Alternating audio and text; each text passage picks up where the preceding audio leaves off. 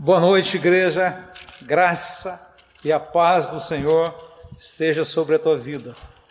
Igreja vitoriosa, que está firme diante da circunstância, está firme no Senhor, está aguentando os dias difíceis.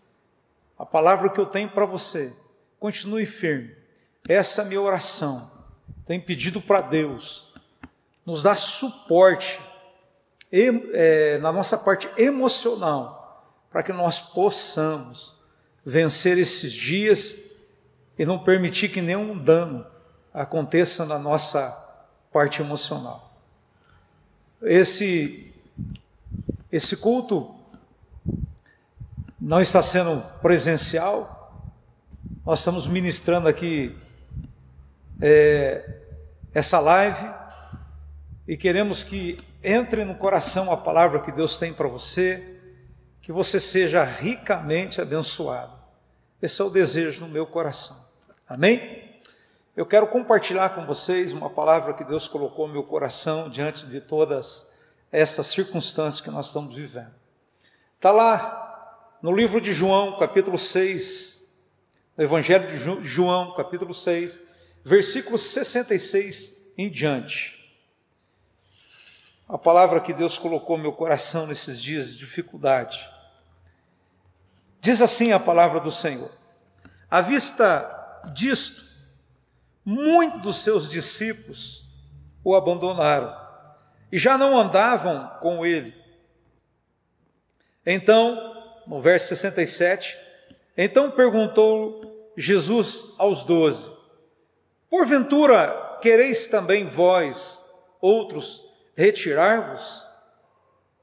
Respondeu-lhe Simão Pedro: Senhor, para quem iremos? Tu tens a palavra de vida eterna, e nós temos crido e conhecido que tu és o Santo de Deus. Amém? Quero repartir com você o verso 67. Então perguntou Jesus aos 12: porventura quereis também vós outros retirar-vos? Verso 68, respondeu-lhe Simão Pedro: Senhor, para quem iremos? Tu tens as palavras de vida eterna. Amém? E o título dessa mensagem? Uma mensagem que eu tenho, um título que eu tenho pensado muito nesses dias. Tem ocupado uma parte dos meus pensamentos, das minhas orações. E o título é: para onde nós iremos diante da circunstância que estamos vivendo? Para onde você vai? Para onde você tem ido diante das circunstâncias que você está vivendo? Eu pensei muito nisso.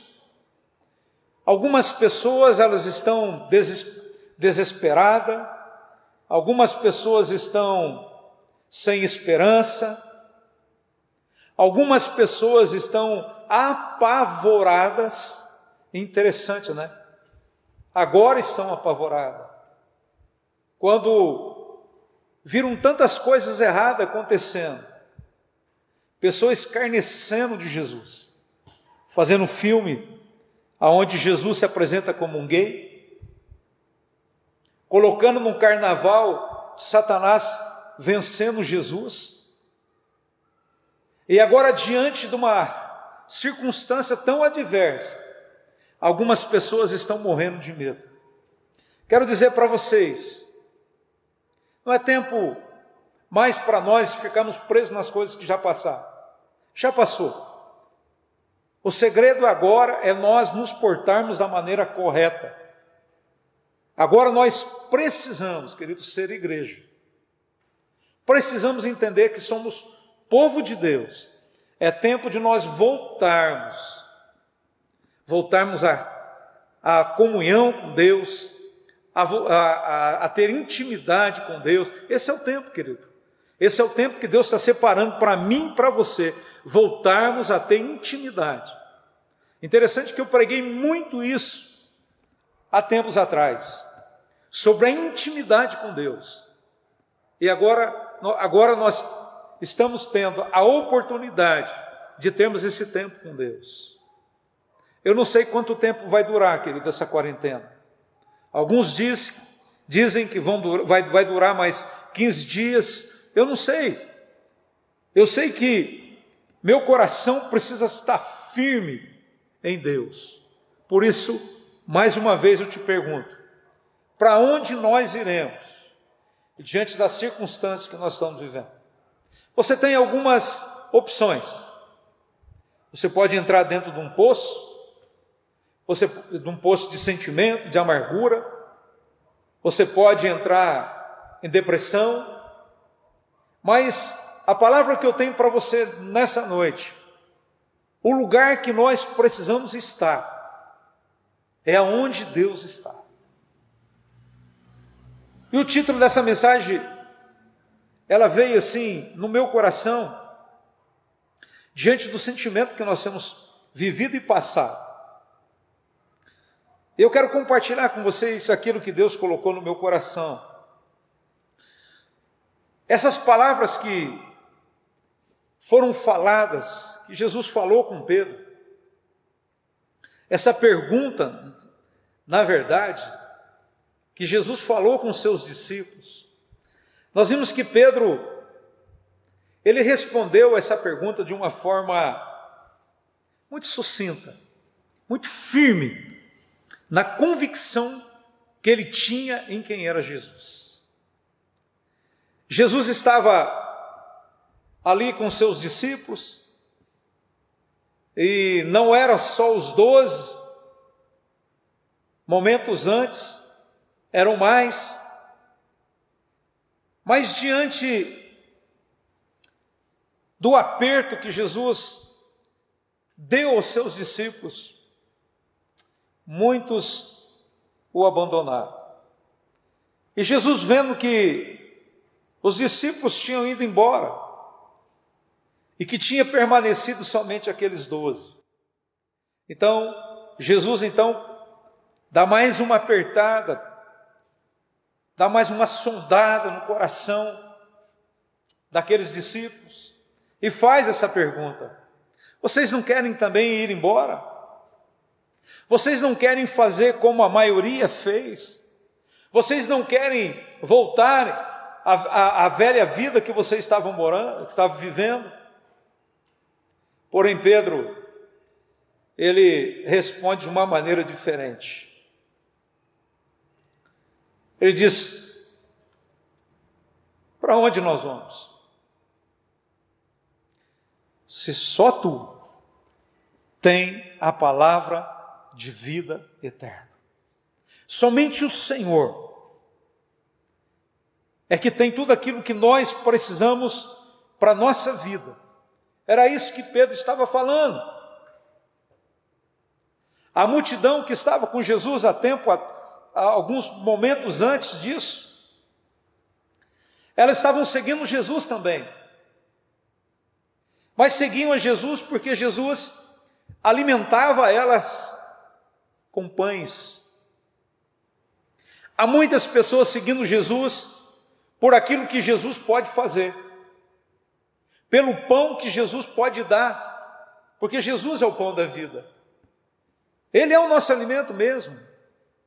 É do coração dele nos alimentar. O problema, a questão que eu quero falar com vocês, você está seguindo Jesus por quê? Qual é o seu real interesse em você dizer que é um cristão?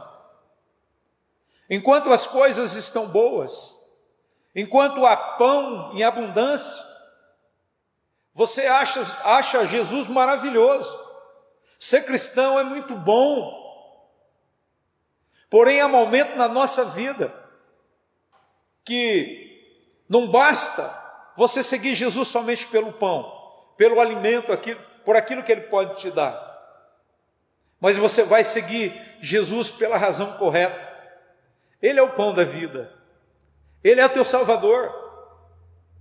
Então nós seguimos Jesus não por aquilo que Ele pode dar. Nós seguimos Jesus por aquilo que Ele é. Ele é o Salvador da humanidade. Ele que redimiu os meus pecados. Ele que morreu a minha morte. Ele que me deu vida quando eu estava morto. Então eu sigo Jesus não por aquilo que Ele pode dar, nem acrescentar na minha vida. Porque a Bíblia diz que enquanto eu me preocupo em buscar Deus, as demais coisas Ele vai acrescentar no decorrer da minha vida. Eu vejo hoje uma igreja tão pobre, gente. Vejo igrejas tão pobres.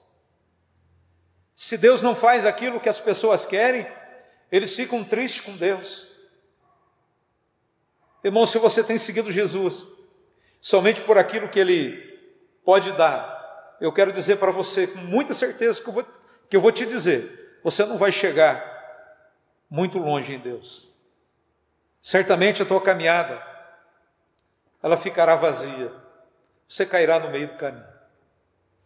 Aqueles discípulos se afastaram de Jesus, porque Jesus disse para eles: aquele que não comer da minha carne, não beber do meu sangue, esses não fazem parte de mim. Querido, esse é o momento de nós comermos da carne dele, esse é o momento de nós bebermos do sangue, mas não da maneira que aqueles discípulos estavam pensando. Eles estavam até falando que Jesus queria que eles fossem canibais, mas Jesus estava falando algo que eles não entendiam. E a Bíblia diz que aqueles que entendem as coisas espirituais são aqueles que têm um espírito. Eu tenho pregado há muito tempo, há 18 anos nessa igreja, e às vezes eu tenho falado coisas e as pessoas têm interpretado de uma forma errada. E eu tenho visto que nesses últimos dias a palavra de Deus, muitas vezes ela não tem conseguido nos alimentar, porque muitas pessoas têm se sentido ofendidas pela palavra verdadeira. Aqueles discípulos queriam pão, eles queriam comida, mas eles não queriam a verdade, porque a verdade fere o nosso orgulho. A verdade dói nos nossos ouvidos. Então, quando nós pregamos a palavra verdadeira, ela fere. Mas glória a Deus por ela estar nos ferindo. Porque a Bíblia diz que Deus faz a ferida, mas Ele liga a ferida, Ele costura a ferida. Ele não vai deixar sangrando. Eu amo quando eu ouço uma palavra que quando bate no meu coração me confronta. Porque eu preciso de confronto. Não há amor verdadeiro sem confronto. Eu tenho falado isso para vocês. Não há cristianismo sem carregar uma cruz. Vivemos tempo da graça, sim. Mas o que eu entendo da graça? A graça é um favor que Deus me deu para mim ser salvo e para mim chegar até Cristo. Mas a Bíblia diz que eu tenho que tomar a minha cruz, eu tenho que seguir. Não há evangelho sem cruz. Não há evangelho sem renúncia. Não há evangelho sem mudança. Porque o evangelho de Deus, ele causa em nós uma metanoia. Ele causa uma mudança de vida. Muitos daqueles discípulos afastaram, porque eles não queriam reconhecer que a verdade não estava neles, mas a verdade estava em Deus, estava em Cristo. E a pergunta que eu tenho para vocês, diante das circunstâncias que vocês estão vivendo: quem é o homem sem Jesus? Quem eram aqueles discípulos sem Jesus? Pedro entendeu. E ele sabia que o homem sem Jesus não é nada. O homem sem Jesus, ele não passa em ser mais do que uma pessoa vazia, porque só Jesus pode preencher o nosso coração. Querido, o homem sem Jesus, ele não consegue vencer esses dias difíceis. Ele não vai sair dessa crise sem as machucaduras. Ao contrário daqueles que têm Cristo, ele vai sair dessa circunstância mais forte do que ele entrou. Porque ele vai ver que Deus está com ele. Deus está com ele naquela fornalha ardente. Deus está com ele tapando as bocas dos leões. Deus está com ele no deserto. Deus, quando o homem entende quem é Deus, ele sai dessa circunstância, dessas dificuldades, mais forte do que ele entrou. O homem sem Jesus, ele não é nada. Lá em Lucas capítulo 12, versículo 25, diz: quem de vós, por mais ansioso que possa estar, é capaz de prolongar, por um pouco que seja, a duração da tua vida? Quem é o homem? Ele não pode acrescentar nada. Ele não pode acrescentar nada no curso da sua vida. Ele não pode mudar a história da tua vida. O homem sem Deus, ele não muda nada.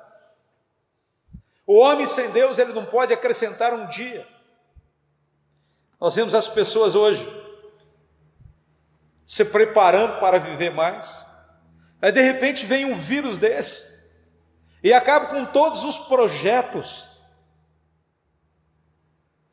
de viver uma vida mais longa. Perguntaram, pastor, estão morrendo os velhos? Irmãos, se você for ver o que está acontecendo na Europa, a Europa foi os países que primeiro foram evangelizados. Se nós temos evangelho hoje, veio pela Alemanha, veio pelos Estados Unidos. Mas o homem começou a ser autossuficiente, entre aspas, e foram distanciando de Deus. E o nosso país não foi diferente. Tentaram tirar Jesus das escolas. Tentaram tirar Jesus das repartições públicas. Não pode mais ter, não pode mais falar de Jesus. Mas agora, diante da crise, diante das situações difíceis, eles não têm para onde correr, porque só Jesus tem as palavras de vida eterna. Querido, homem, ele não pode prover para si mesmo nada, nem as coisas materiais, nem espirituais, nem temporais, nem eternas. Ele não pode nada. A Bíblia diz que nós não podemos nada sem Deus. A Bíblia é muito categórica em dizer que sem Deus nós não somos nada. Ele sem nós, ele continua sendo tudo, mas nós sem ele, continuamos a ser aquela ovelha perdida, aquela ovelhinha que Jesus conta na parábola do pastor, que vai contar as ovelhas, ele vê que falta uma. Aquela ovelha que se perdeu não conseguiu chegar no aprisco, porque ela estava sem pastor. Mas quando nós temos o sumo sacerdote, o pastor dos pastores, que é Jesus, ele volta para pegar aquela ovelha. E a Bíblia diz que ele encontra aquela ovelha machucada, ferida, e ele coloca em seus ombros, e ele traz de novo para o aprisco. Esse é o nosso pastor. Se nós temos Cristo, Pedro entendeu isso. Mesmo se um dia nós passarmos pelas dificuldades da vida, mesmo que um dia nós passamos pelas pandemias, eu sei que Deus vai voltar, eu sei que Jesus vai voltar, Ele vai me pegar aonde eu estiver, e Ele vai me colocar nos seus ombros, e Ele vai me trazer de novo ao aprisco. Eu quero que você entenda isso. O homem sem Jesus, ele está perdido. O homem não consegue pagar o preço, porque quem pagou esse preço foi Jesus naquela cruz. Ele pagou o preço pela minha vida e pela tua vida. Que alegria nós sabemos que nós tínhamos uma dívida impagável, Porém, Jesus veio e Ele pagou essa dívida. O homem sempre vai precisar de Deus, que o busque e que o salve. Segundo tópico que eu quero trabalhar com vocês, Pedro, ele tinha entendido que Jesus era o Messias. Ele caminhou com Jesus ali, ele conheceu o caráter de Jesus, ele viu os milagres de Jesus. Então ele sabia que ele não tinha outro lugar para ir. Pedro não perguntava para onde, ou melhor, para que iremos? Mas a pergunta dele, respondendo Jesus, foi: para quem nós iremos? Que coisa interessante, querido. Há uma revelação aqui. Pedro não estava falando de uma situação natural. Ele sabia que Jesus era o Messias. Ele sabia que somente Jesus podia preencher o vazio no coração dele. Ele sabia que aquele homem que estava diante dele, que se esvaziou, que tomou a forma de servo, que veio ao encontro das ovelhas perdidas. Pedro sabia que Jesus era o Messias. Ele sabia que não havia salvação em outra pessoa.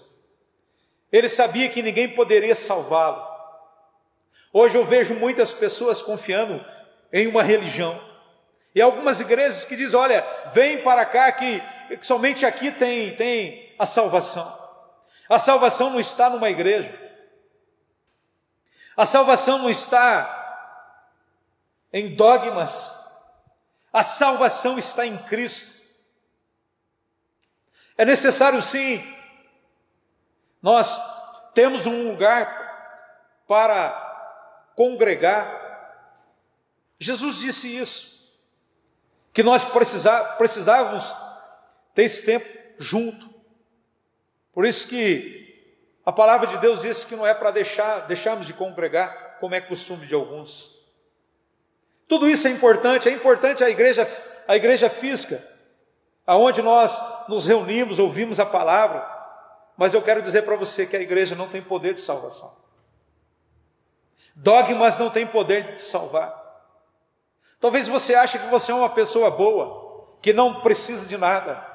Eu quero dizer para você, eu sugiro que você compre colírio do Senhor para que os teus olhos voltem a enxergar. O homem sem Deus, ele não pode ser salvo, por mais bom que ele seja. Para mim, queridos, são as pessoas que pensam dessa forma, são as pessoas mais difíceis para trabalhar com ela. Porque existe um orgulho.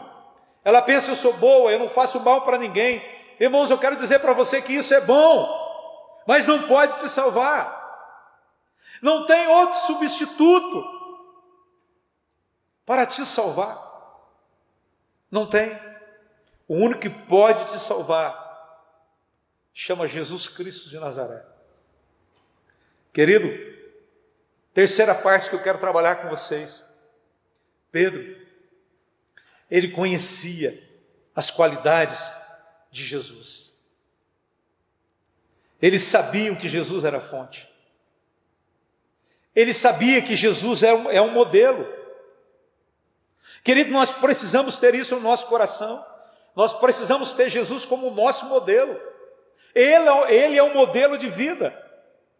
A Bíblia diz que nós temos que ser imitador dele. Pedro olhava para Jesus e via tudo isso nele. Pedro sabia que o Salvador da humanidade tinha que ser alguém provado em todos os pontos, mas provado sem pecar. E Jesus foi esse homem que se esvaziou da sua forma divina e desceu como homem. Pedro sabia, Jesus, ele foi testado em tudo. Lá em Hebreus capítulo 4, versículo 15, diz assim: porque não temos um sumo sacerdote que não possa compadecer-se das nossas fraquezas, porém, um que, como nós, em tudo foi tentado, mas sem pecado. Essa é a qualidade do nosso Salvador. Ele foi tentado em tudo, porém não pecou em nada. Jesus de Nazaré, ele tem essa qualificação. Ele sofreu sendo tentado, sendo crucificado. Então ele conhece as tuas dores, ele conhece o teu choro, ele conhece tudo aquilo que está passando no teu coração nesses dias. Ele sabe, porque a Bíblia diz que ele passou por tudo isso. Com licença, querido.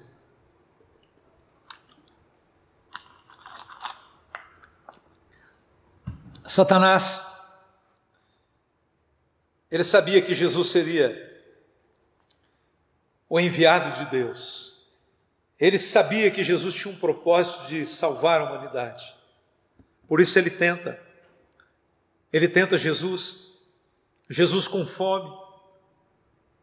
Ele apresenta para Jesus, questiona a filiação de Jesus, questiona Jesus diante de circunstâncias adversas.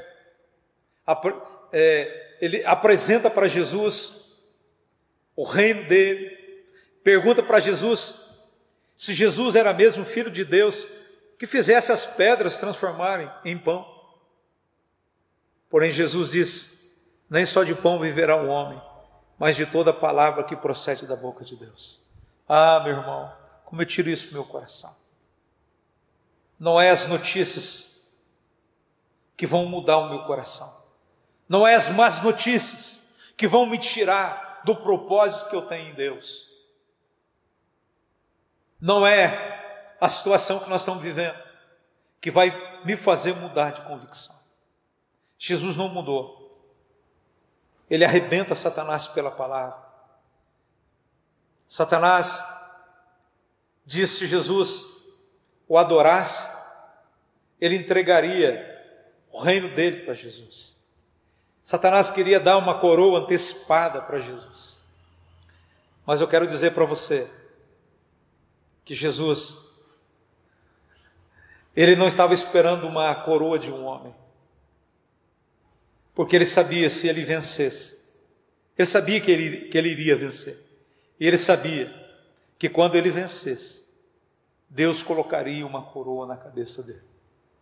Querido, que coisa tremenda. Jesus esperou a coroa. Espere a tua coroa. Não queira a coroa antecipada. Não queira as coisas que o mundo tem para te oferecer. Espere a coroa daquele que é justo e te chamou para reinar com ele no céu. Pedro sabia que Jesus era justo. Outra qualidade que Pedro encontrava em Jesus: ele sabia que Jesus se compadeceria dele. Jesus, a Bíblia diz que ele é o nosso advogado. Então a qualidade do Salvador é a qualidade também de um advogado, mas um advogado diferenciado, um advogado que venceu em tudo, que conquistou todo o poder e toda a autoridade, tanto na terra como no céu. Então ele pode ser o teu advogado, não um advogado humano, que tenta aí burlar as leis humanas. Não, ele é um advogado justo, ele venceu e por isso também nos chamou para vencermos com ele. Ele é o advogado que conhece o teu coração, ele sabe o que está passando na tua vida. Ele é o advogado que satisfez toda a justiça humana, toda a justiça divina. Ele conquistou isso, querido. Ele apresentou tudo, ele cumpriu tudo, e por isso que diante daquele palco montado, diante daquela cruz, aquele povo que estava ali, Jesus cumpriu todo o seu propósito. E Jesus terminou dizendo: telestai, está confirmado, está terminado. Querido, eu quero concluir essa palavra. Jesus Cristo é o único a qual nós poderemos ir. Jesus é o único que pode pegar na minha mão e na tua mão nesses dias difíceis. Jesus é o único que pode paralisar esse vírus. Jesus é o único que pode curar aqueles que estão no leito hospitalar, entubados, sem poderem respirar. Eu quero dizer para você, Jesus é o único.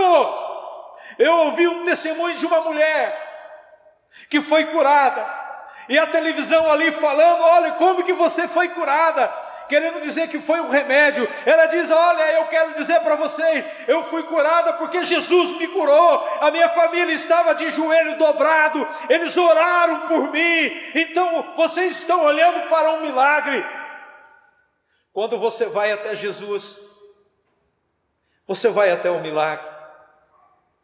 Quero dizer para você que esse Jesus, ele tem toda a qualificação, tanto na terra como no céu. Ele pode mudar a história da minha vida, ele pode mudar a história da tua vida, ele pode dar a palavra para você, você que está vivendo aí como se tivesse um ponto final na tua vida, você que está vivendo como se não tivesse mais nenhum capítulo da tua história. Eu quero dizer para você, como já foi dito aqui nesse lugar, Deus está escrevendo uma nova história. Deus está escrevendo uma nova história para mim e para você, comunidade Jesus Pão da Vida. Deus está escrevendo uma nova história para nós. Nada disso, querido, é para a morte, mas é para fazer eu e você nos tornarmos mais íntimos com o Senhor. Ele conhece teu coração, Ele é teu intercessor, Ele está diante do Pai, Ele pagou o preço pela tua vida. Nós não somos mais nós. Nós não temos mais livre-arbítrio. Nós não temos mais para onde ir.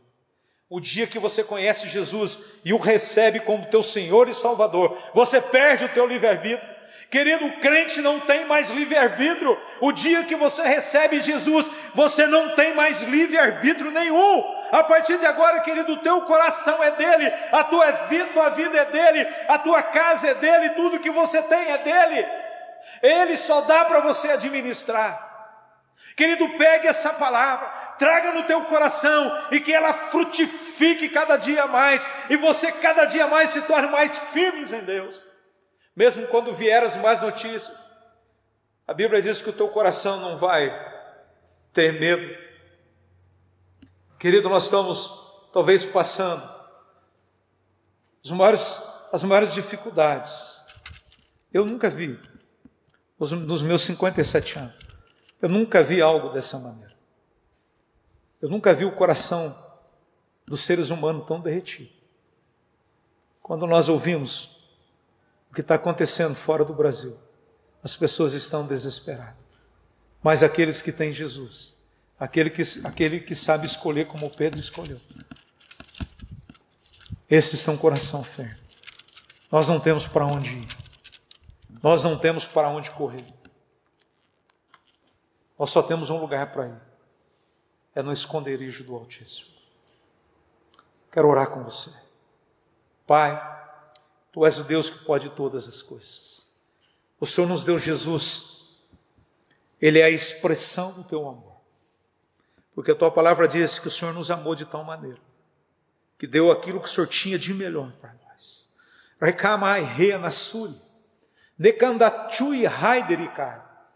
Espírito Santo, nos fortaleça. Levanta, Senhor, a Tua igreja. Cura, Senhor, aqueles que estão enfermos. Nós oramos, Senhor, agora, intercedemos para aqueles que estão enfermos. Pai, levante eles da cama, que eles tomem o leito e ande. Senhor, nós ministramos nesse culto. Está sendo gravado agora, mas vai ao ar ao domingo. Você vai receber essa palavra no domingo. Essa palavra falou muito ao meu coração. E eu tenho certeza que vai falar ao teu coração. Eu quero fazer um ato profético agora. Eu gostaria que você pegasse um copo de água. Pega um copo de água.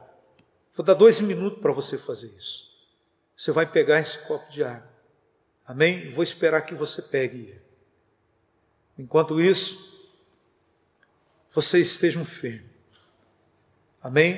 Vocês estejam buscando em Deus, cuidando da vossa família, cuidando dos vossos filhos. O que está matando mais, querido, do que o vírus é o egoísmo das pessoas. Então eu quero dizer para você, tire isso do teu coração. Amém? Você que pegou esse copo de água. Eu quero orar, quero abençoar. Eu creio muito nisso, querido. Eu creio muito na palavra. A água em si não é nada, mas na palavra. A Bíblia diz que a palavra é liberada e cura. Senhor, em nome de Jesus, eu quero liberar uma palavra agora. Eu quero liberar uma palavra de fé. Senhor, os meus filhos estão pegando água. E eles vão tomar essa água.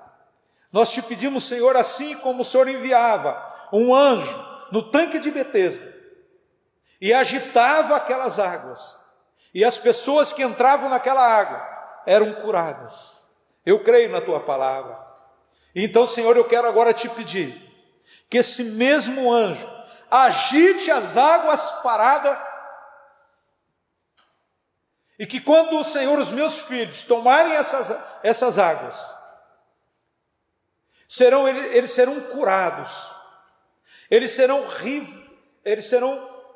receberão uma nova unção, eles serão tocados pelo teu Espírito, que haja vigor na vida deles. Toma esse copo de água, eu abençoo a tua vida, e que a graça do nosso Senhor e Salvador Jesus Cristo, o amor de Deus, o nosso eterno Pai, as ricas e divinas consolações do Espírito Santo de Deus, seja com todos vocês.